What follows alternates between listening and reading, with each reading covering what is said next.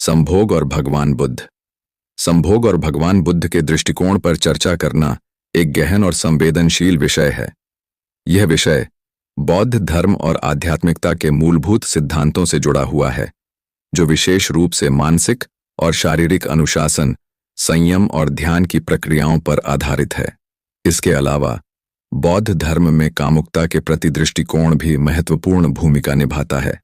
इस वीडियो में हम भगवान बुद्ध के विचारों को स्पष्ट करेंगे और यह जानेंगे कि संभोग और आध्यात्मिकता के बीच किस प्रकार का संबंध स्थापित होता है।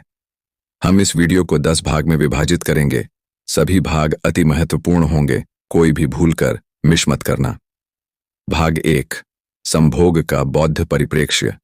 संभोग या यौन संबंधों को बौद्ध धर्म में विशेष रूप से संयम और आत्मनियंत्रण के संदर्भ में देखा गया है। बौद्ध धर्म में पंचशील, 5 नैतिक सिद्धांत का पालन करना आवश्यक माना गया है। इनमें से तीसरा सिद्धांत है कामी मिच्छाचारा वेरमणि, अर्थात कामुकता से संबंधित गलत आचरण से बचना। बौद्ध धर्म के अनुसार यौन संबंधों का अनुचित, अनियंत्रित या अनैतिक उपयोग व्यक्ति को मानसिक और आध्यात्मिक विकास से दूर ले जाता है। इस कारण बौद्ध साधुओं और अनुयायियों के लिए ब्रह्मचर्य का पालन करना महत्वपूर्ण माना गया है। भाग 2, काम और तृष्णा या इच्छा का संबंध। बुद्ध का मूल संदेश तृष्णा के अंत के बारे में था। 4 आर्य सत्य में से दूसरा सत्य है तृष्णा, यानी इच्छाओं के कारण ही संसार में दुहक है। संभोग को भी तृष्णा की श्रेणी में रखा जा सकता है, क्योंकि यह एक ऐसी इच्छा है जो व्यक्ति को सांसारिक और भौतिक सुख की ओर ले जाती है। भगवान बुद्ध ने बताया कि इच्छाएं ही मनुष्य को जन्म और मृत्यु के चक्र में बांधती हैं। अगर कोई व्यक्ति इस चक्र से मुक्त होना चाहता है तो उसे अपनी इच्छाओं, विशेषकर कामुक इच्छाओं पर नियंत्रण पाना होगा। भाग 3, ब्रह्मचर्य का महत्व। भगवान बुद्ध ने अपने अनुयायियों को ब्रह्मचर्य का पालन करने की सलाह दी, विशेष रूप से उन साधुओं के लिए जो निर्वाण की प्राप्ति की दिशा में काम कर रहे थे। बौद्ध मठों में रहने वाले भिक्षुओं और भिक्षुणियों के लिए यह आवश्यक था कि वे पूर्ण ब्रह्मचर्य का पालन करें।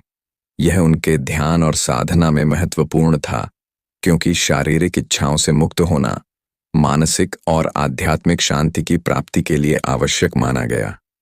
ब्रह्मचर्य को आत्मनियंत्रण और मानसिक स्थिरता प्राप्त करने का मार्ग माना जाता है। भाग 4, गृहस्थ जीवन और संभोग। हालांकि भगवान बुद्ध ने ब्रह्मचर्य का समर्थन किया, परंतु उन्होंने यह भी स्वीकार किया कि सभी लोग साधु या भिक्षु बनने के लिए तैयार नहीं हैं। गृहस्थ जीवन जीने वाले लोगों के लिए संभोग जीवन का एक प्राकृतिक और आवश्यक हिस्सा हो सकता है। उन्होंने गृहस्थों के लिए कुछ नैतिक दिशा निर्देश दिए, जैसे कि संभोग को एक नैतिक और सम्मानजनक तरीके से अपनाना चाहिए, जिसमें कोई दूसरों को हानि न पहुंचाए। गृहस्थों के लिए संभोग के विषय में बौद्ध नैतिकता का पालन करना महत्वपूर्ण है, जैसे कि अपनी पत्नी या पति के प्रति वफादारी, अनैतिक या बलात्कारी संबंधों से बचना और अपने यौन व्यवहार में संयम बरतना। भाग 5, बुद्ध और तंत्र का दृष्टिकोण। तंत्र में संभोग को एक आध्यात्मिक क्रिया के रूप में देखा जाता है। कुछ तांत्रिक परंपराओं में संभोग को आध्यात्मिक जागरूकता की एक विधि माना गया है, जिसमें यौन ऊर्जा का उपयोग ध्यान और आत्मज्ञान की ओर किया जाता है। हालांकि बौद्ध धर्म में यह दृष्टिकोण उतना प्रमुख नहीं है और भगवान बुद्ध ने तंत्र के इन पहलुओं पर विशेष रूप से जोर नहीं दिया। यह ध्यान रखना महत्वपूर्ण है कि तंत्र का बौद्ध रूप, वज्रयान, तंत्र के अन्य रूपों से काफी भिन्न है। तांत्रिक साधना में यौन ऊर्जा का उपयोग ध्यान के एक माध्यम के रूप में किया जाता है, परंतु इसे केवल साधकों के लिए ही उपयुक्त माना जाता है जो उच्च स्तर की आत्मनियंत्रण और मानसिक शुद्धता प्राप्त कर चुके हैं। सामान्य अनुयायियों के लिए भगवान बुद्ध ने इस प्रकार की साधना की सिफारिश नहीं की थी। भाग 6, संभोग और ध्यान।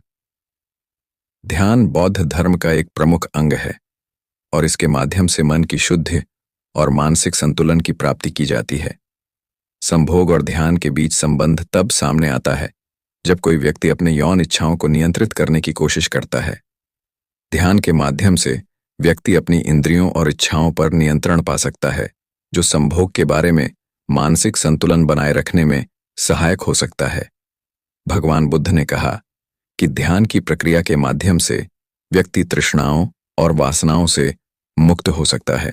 इसके साथ ही ध्यान का अभ्यास व्यक्ति को शारीरिक और मानसिक रूप से एकाग्र और शांतिपूर्ण बना सकता है, जिससे संभोग के प्रति उसकी दृष्टि भी बदल सकती है। भाग 7 संभोग और करुणा। बौद्ध धर्म करुणा, मैत्री और दया के सिद्धांतों पर आधारित है।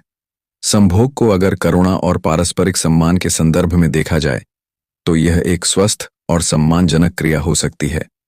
भगवान बुद्ध ने सिखाया कि सभी संबंधों में करुणा और सहानुभूति होनी चाहिए।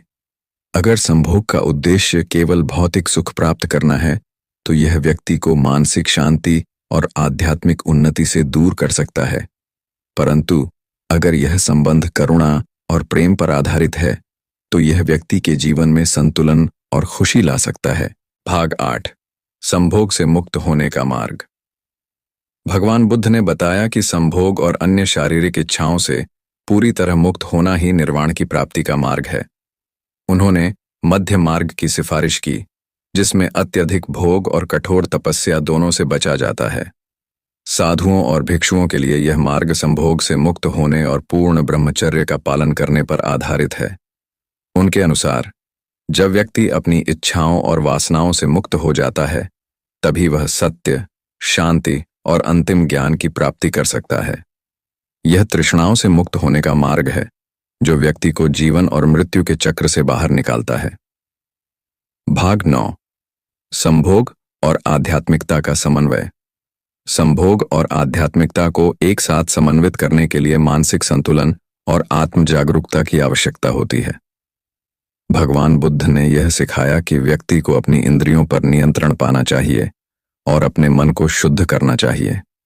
हालांकि संभोग मानव जीवन का एक हिस्सा हो सकता है, इसे अनियंत्रित या अत्यधिक रूप से अपनाने से व्यक्ति आध्यात्मिक विकास से दूर हो सकता है। भाग 10वां निष्कर्ष।